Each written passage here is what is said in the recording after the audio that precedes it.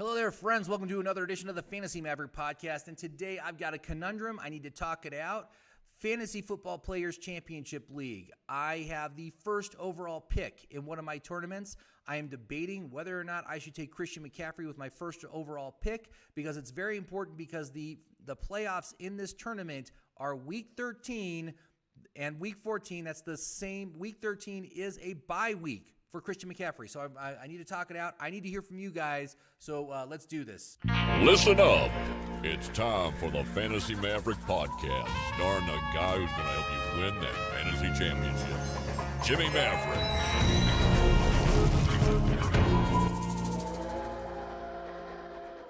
Hello there, friends. It's Jimmy Maverick. Welcome to another edition of the Fantasy Maverick podcast coming at you from Santa Fe, New Mexico. And hey, before I begin, if you could please give me a thumbs up, leave a message, share this with your friends, and of course, subscribe. All those things help my channel out in getting it out there.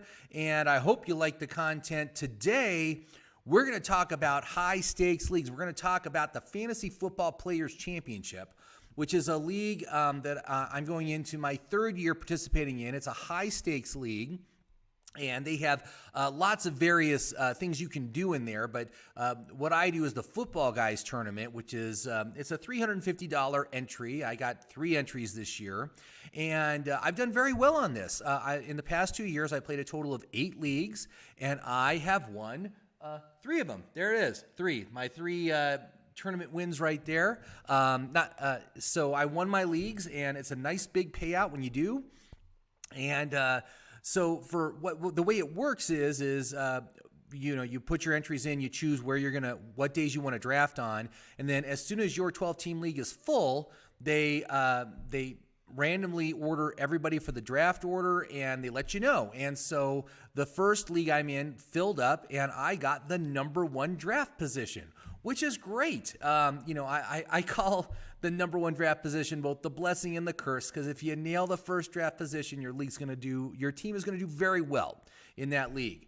It didn't work out last year, did it? For those of you who took CMC last year, but I'm in a situation where I can take CMC this year. And in this league, this is a PPR league with a tight end premium. Clearly, by far and away, the most valuable player is Christian McCaffrey. And it's not by a little bit. It's by a significant amount. Average of about 2 point per week advantage over every other player in the league. Just him. So even the number 2 player, who is Dalvin Cook, is projected to score about 2 points less per week. But here's the thing. The way the tournament works is it's broken into 3 parts. There's a 12-week regular season head-to-head. You basically go head-to-head against every other team in the league. Plus, this year, because of the extra week on the extra week for the season's now 17 weeks instead of 16, they added a round-robin week where if you're just one of the top 6 scoring teams in that week, you get a win. The bottom scoring 6 get a loss for your overall rankings. So that's kind of fun. That's an interesting new twist. But that league playoff is week 13 and 14 when you participate in that. So CMC and the Carolina Panthers have a week 13 bye. So that means if I take Christian McCaffrey with my first overall pick, he will not be available if I make the playoffs in the first week of the playoffs. And that's really making me take a step back and think that I have to reconsider this. And in fact, there are a lot of elite players in the top 3 rounds which have a week 13 bye. It's not just Christian McCaffrey. There's also Derrick Henry of the Cleveland Browns. You got Devontae Adams and Aaron Jones of the Green Bay Packers. You got Nick Chubb of the Cleveland Browns. I'm sorry, did I say Derrick Henry was the Cleveland Browns? I'm delirious. The Tennessee Titans, and then, but not just Derrick Henry, but A.J. Brown. All these guys have week 13 buys. And in a normal fantasy league, that's not a big deal because chances are your league is going to be 14 or 15 weeks long. So it's not a big deal. But in this tournament, Week 13 is the first week of the playoffs. And then what happens after week 14 when the league champion is announced and you win a big pot of money if you win the league, then they go to this sort of race to the finish for weeks 15 through 17 where you're just trying to score as many points as possible to get the big prize. What's the big prize? $500,000. That's right. So obviously it's really fun. I've never won anything in the race to the finish portion. I just won my leagues. I won 3, right? 3 out of 8. That's pretty good. I'm pretty happy with that. And so, again, do I take Christian McCaffrey, get the points, get that systematic advantage to get me to the playoffs? It just seems like this is a surefire way to just roll to the playoffs and lose, just lose in week 13. I actually did a mock draft last night to see how I would go. And of course I went from the first draft position and, the guy that was in the second draft position, obviously I took Dalvin Cook first. He took CMC. And then on the third round pick, I took CeeDee Lamb, and then he took A.J. Brown. Now, of course, when the grades came out, his team was better than mine. And admittedly, I averaged it out. He has about a 4-point per week advantage over my team, which is substantial. But in this sort of a tournament format, he would be dead meat. He would be Christian McCaffrey and A.J. Brown, 2 of his top 3 picks, will guaranteed be out for the first week of the fantasy playoffs. And so it's like, how could you do that to your team? How could you do that? You're almost guaranteeing yourself a loss. When you look at the drop-off from his RB1, Christian McCaffrey, to his RB2, who is Josh Jacobs, his RB3, who is James Robinson, you don't have Christian McCaffrey in there, you don't have a great running back core. Likewise, having to give up A.J. Brown and go to, I don't even know, Jamar Chase or someone like that, it's like a clear and distinct downgrade from what you would be rolling with into that playoff week. And so I want to get feedback from you guys. What do you think? With this number 1 pick, do I just go for the points, Christian McCaffrey, and go with that? Because the way the league works is if you score the most points in the league, you get an automatic berth to the race to the finish tournament at the end. And anyway, so where was I? Oh, okay. So yeah, so in the league, if you score the most points in the league, you get an automatic berth to the race to the finish. And as part of the race to the finish, they take your average score over the first 12 weeks, and that is 1/4 of your race to the finish point total. And so,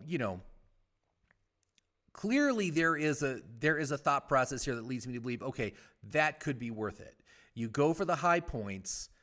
You probably sacrifice the fantasy playoffs, but then you get into the big tournament for the big money dollars.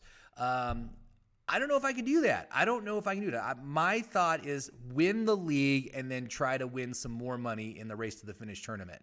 And that's my focus. That's my focus when I get into the game. So it's an interesting conundrum, and I really want to hear from you guys. So leave messages down below. Let me know what you think. And also, do you want some more, would you want to see some more comment about Fantasy Football Players Championship and about rules and strategy and stuff? Because it's a little bit different than your typical league. And my app, I've actually created I've created a player list which is optimized for the FFPC because the way those players come off, it's a little bit different than in your typical league. The tight end premium means all the tight ends come off about 1.5 to 2 rounds earlier than you would expect. The quarterbacks tend to come off a little bit lighter, especially in the first half of the draft. And it's very heavy running back in the first 5-6 rounds. So the list is all optimized for that, for what players you can expect. But do you want to see some more information on that? I was checking out the Fantasy Football Players Championship, their blog, page on YouTube, and it's not that great. In fact, they've been having these pros versus Joes drafts happening, and so they have a video of the draft board with the players and how they're picked. It's like a 2-hour video. No sound, no commentary, Nothing. It's just watching little players blip up on the draft board for 2 hours. I don't get it. I don't know what they're doing there. Plus, the production value they have on their blogs is not great. Sound drops out all the time. It's really a crummy sound connection with their guests. I'm like, really? You can't just hook them up on Zoom and do a video? And I don't even know. But if you want to see some more content on this, I'd love to do it. I just don't know if there's a real demand out there for Fantasy Football Players Championship content. But like I said, I enjoy it. It's fun. The payoffs are huge when you get them. It paid for me to upgrade my studio and buy my jerseys. There, everything's reversed on the screen that I'm looking at. But it helped me pay for those jerseys, and so it's fun, it's cool, and so I really want to know what you think. So anyway, leave a message down below. Let's talk about it. Let me know what you think. Should I go CMC or should I go Dalvin Cook? Should I go for the big money race to the finish championship, or should I go and first of all win my league and then try to win the fantasy championship? I want to know. I want to hear from you guys. So thank you very much for watching. I do appreciate it. And have yourself a great fantasy day. We'll talk again soon.